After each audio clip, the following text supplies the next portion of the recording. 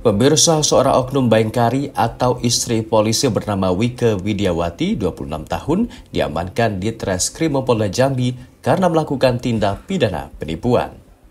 Wike bahkan telah ditetapkan sebagai tersangka kasus dugaan penipuan skema Ponzi dengan modus gesek tunai fiktif di toko online.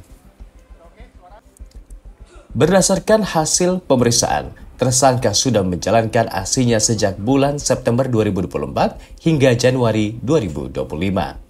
Dengan total kerugian para korban mencapai 4,8 miliar rupiah. Direktur Reserse Kriminal Umum Polda Jambi, Kombes Pol Manang Subeti, dalam rilisnya pada Senin sore mengatakan, kasus ini merupakan modus baru dan meresahkan masyarakat. Tersangka dengan sengaja menawarkan jasa untuk melakukan penarikan secara tunai dengan cara memberikan link toko online yang sebenarnya adalah fiktif. Para membernya diminta untuk melakukan pemilihan suatu barang, namun sebenarnya barangnya itu tidak ada. Setelah check out pembelian, korban diminta menunggu 14 hari maksimal pencairan.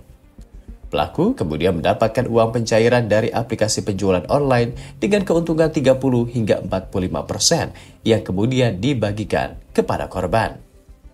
Tersangka juga mengarahkan korban untuk melakukan pinjaman melalui Shopee Pay Later dengan janji pencairan dana dalam bentuk uang tunai.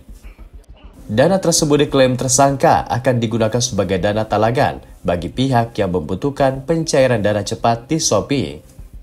Selain itu, tersangka juga mengklaim bahwa cashback atau bonus yang dijanjikan berasal dari pengumpulan koin Shopee dan komisi afiliasi dari transaksi-transaksi yang dilakukan menggunakan akun Shopee miliknya. Modus penipuan seperti ini dinilai cukup menggiurkan korban, sehingga korban melakukan pembelian berkali-kali dari aplikasi penjualan tersebut untuk mendapatkan keuntungan. Pelaku ini, tersangka atas nama W ini, inisial WW, dia melakukan penipuan terhadap orang-orang yang menjadi membernya, ya, dengan modus operandi melakukan gesek tunai fiktif, gestun di toko online, yaitu Shopee. Jadi tersangka ini menawarkan jasa untuk melakukan penarikan secara tunai dengan cara memberikan link toko online yang sebenarnya adalah fiktif, Shopee. Membernya ini diminta untuk melakukan pembelian suatu barang, ya, suatu barang yang barangnya itu tidak ada. Jadi ketika dilakukan check out oleh membernya ini dijanjikan keuntungan sebesar 30%. Nanti setelah dilakukan check out 13 hari atau 14 hari kemudian, cairlah dana itu ke toko atau ke pemilik toko online tersebut. Dari situ dipotonglah 15%, kemudian diserahkanlah kepada saudara W ini. Kemudian saudara W ini menyerahkan kepada member tersebut dengan cashback. Nah, bujuk rayunya di sini. Contohnya, misalnya ada satu member yang melakukan check out perhiasan emas harga 10 juta. Ya. Nanti yang akan diterima oleh korban ini, member ini, adalah uang sebesar 13 juta. Jadi ini kan sangat menggiurkan bagi masyarakat awam. Dengan membeli suatu barang seharga 10 juta yang barangnya fiktif, kemudian dia akan menerima uang sebesar 13 juta. Dari mana uang 3 juta itu? Bahkan 4,5 juta, karena kan sudah dipotong 15% oleh pemilik toko. Itu dana yang 4,5 juta itu diperoleh dari member-member yang ada di bawahnya lagi. Jadi ini menggunakan sistem skema Ponzi, ya. Jadi dari saudara W ini membujuk rayu kepada member-membernya itu untuk melakukan pembelian online secara fiktif.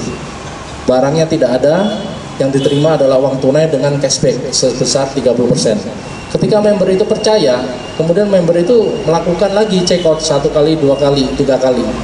Bahkan setelah saking percayanya, dimintain dana talangan. Istilahnya dana talangan untuk diberikan bunga 47%, hampir 50% bunganya. Jadi misalnya member ini sudah percaya, sudah 1 kali, 2 kali check out mendapatkan cashback, kemudian diminta lagi untuk melakukan penambahan dana talangan misalnya ada yang sampai 20 juta, 30 juta, 40 juta, itu nanti akan diberikan keuntungan sebesar 40% sampai 47% dalam jangka waktu 14 hari sampai 1 bulan. Begitu seterusnya. Yang terdata di salah satu grup tadi sudah saya sampaikan ada 32 orang yang totalnya 4,8 miliar. Ini kita masih mengharapkan masyarakat yang lain yang merasa menjadi korban saudara W ini untuk bisa datang dan kita bisa datakan. 32 orang ini pun belum seluruhnya datang ke sini. Selain berasal dari Jambi, para korban juga ada yang berasal dari luar Jambi, seperti Jakarta dan Sumatera Barat. Saat ini, pihak kepolisian juga sedang mengembangkan jaringan tersangka, yaitu pemilik toko, yang mana pemilik toko-toko online tersebut akan ditelusuri.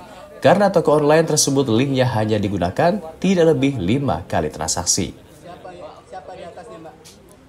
Sementara itu, tersangka mengakui bahwa uang tersebut hanya berputar-putar di para membernya, dan juga mengakui bahwa ada seseorang lagi di atasnya. Kini atas perbuatannya tersangka dijerat dengan pasal 379 KUHP yang mengatur tentang tindakan penipuan sebagai mata pencaharian atau kebiasaan untuk memperoleh keuntungan dengan cara melanggar hukum dengan ancaman penjara selama 4 tahun. Dari Jambi, tim liputan melaporkan untuk Jambi 28 TV.